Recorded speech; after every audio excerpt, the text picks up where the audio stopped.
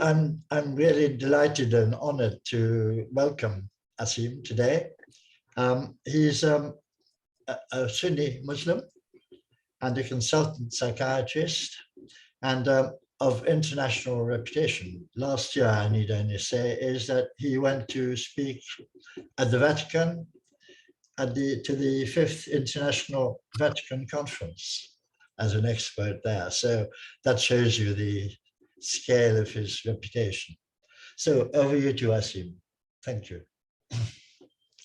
Very kind of you. Thank you very much.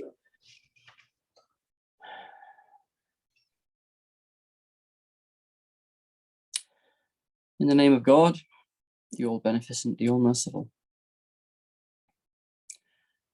There is a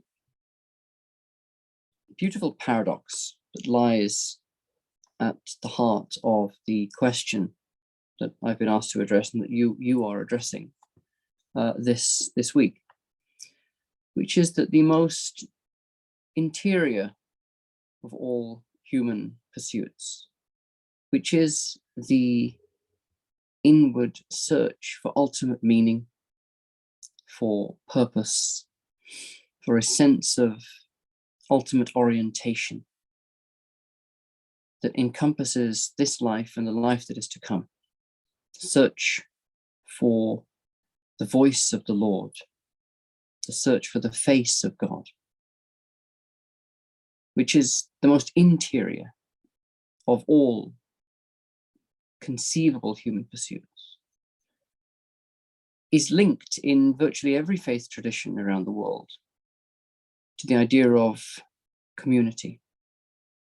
It is expressed outwardly that joy, that truth, that which is found in solitude is considered to require to be expressed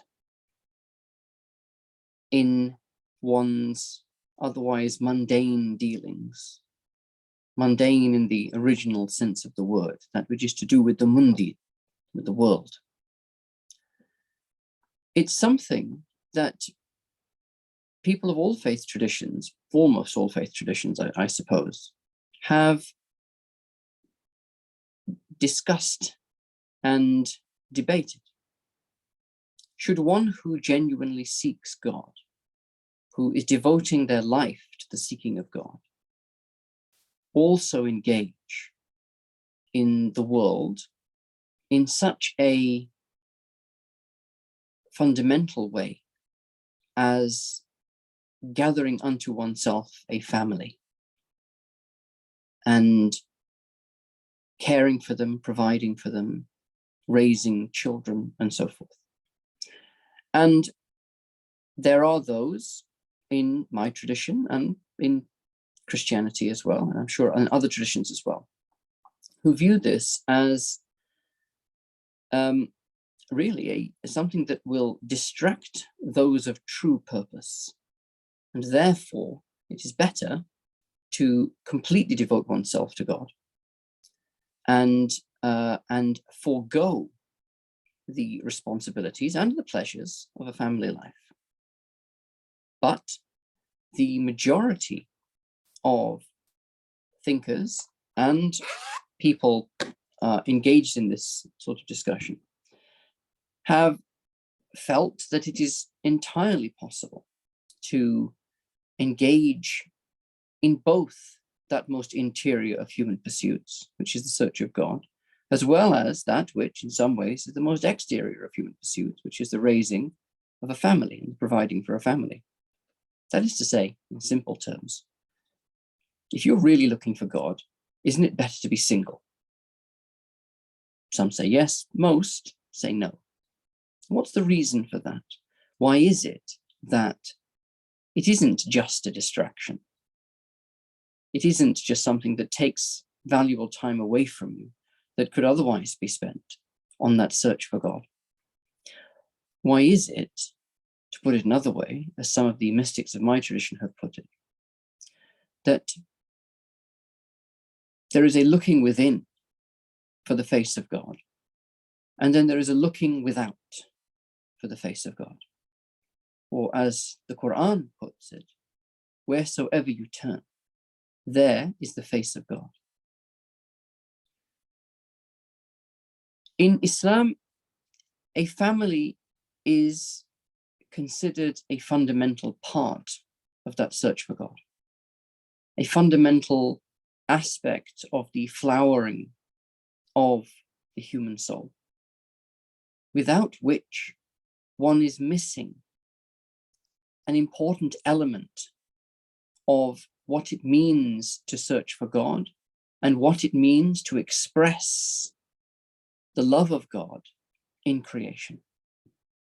There's the idea, as some thinkers have put it, of the mirror and the prism, that the human soul receives the light of God and reflects it back at God, and that is worship, and then passes it through oneself into the world beyond. That same light of God is passed through oneself into the world beyond, but this time broken into many different colors. And that's the prism, and that is service. The idea that soul, therefore, in order to attain its fullness, must have mirror-like qualities and must have prism-like qualities as well. That being truly human is to devote oneself to God through worship, and at the same time devote oneself to his creation through service. In our religious tradition, the way that we celebrate faith, that we mark our faith, and that we develop and engender and grow our faith is something that intrinsically and integrally involves our families. And this can be at, you might say, 3 levels. At the level of actions and behaviors, at the level of emotions, and at the level of cognitions. If you like, body, heart, and mind. At the level of the body, at the level of actions, many of our acts of worship are celebrated communally. The prayer is performed with one's family. It can be done alone, but the 5 daily prayers should ideally be performed with one's family. Charity is first given to one's family. That is to say, especially one's extended family, to think about one's friends, often neighbors in traditional societies. Of course, your neighbors would probably be related to you, but to consider family members as part of one's giving and one's charity. In the month of Ramadan, the fasting month, the fast breaking is something that is done with families and so forth. So there are the pure acts of worship, and then there are the acts of service, the idea that raising one's family, gathering together to recite scripture, tending to their needs, playing with your children, even intimacy. The Prophet Muhammad, peace and blessings upon him, said that to be tender and caring to one's spouse is the equivalent of praying. And his companion said, how can it be that something as elevated as prayer to God can be compared to something as, or what they said is, will we get rewarded for something that we enjoy so much?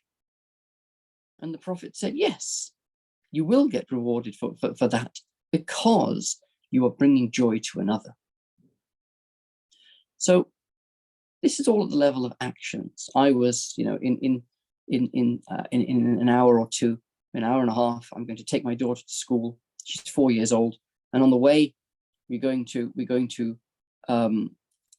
play a game in which we recite scripture. And that's the way I engage with scripture with my 4-year-old daughter, which she loves doing. Probably later on in the evening, my older daughters, 23 and 21, go figure, we're going to sit down with them, with my wife, probably with my parents as well, actually, and have a bit of a discussion about a particular verse from the Quran or a particular lesson that's been learned that day. And all of these things add to and enrich our experience of our religious life. Then there is at the level of emotions. And at the level of emotions, it is the love, the tenderness, the care, but also the patience, the putting up with stuff you'd rather not put up with, the learning and develop and forgiveness, and all of those difficult things that come with family life, that are ultimately and fundamentally and integrally part of both one's religious life, but also one's experience of God. We experience God through our families, as the child at the breast experiences the provider, experiences the comforter, experiences the protector. As parents, we provide for we work hard to provide for our families, our children, and so forth. And in this, we come to experience, through these human interactions, something of the attributes of God. We are forgiven and we forgive. We are provided for and we provide. We are generous and kind, and we are the objects of that kindness and generosity. And we come to learn something about our relationship with the divine. And that brings me to the last way in which faith grows through a family life, which is in our understandings, which is in the idea, coming back to what I said at the beginning, that one's experiencing of God is part of one's experiencing of God is one's experiencing of one's family, is one's experiencing of those, what you might call horizontal relationships.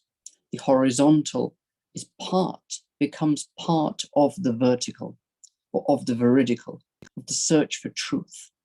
The exterior becomes interior, and the interior becomes exterior. What you receive from the divine presence, you pass through into the world around you, and you bring that light into the world around you, starting with your family and moving outwards from there. And what you perceive and experience in the external world is transformed into an experience of God through your contemplation, through your reflection and realization. And therefore, these two worlds become one. It all becomes an experience of God. In other words, wheresoever you turn, there is the face of God.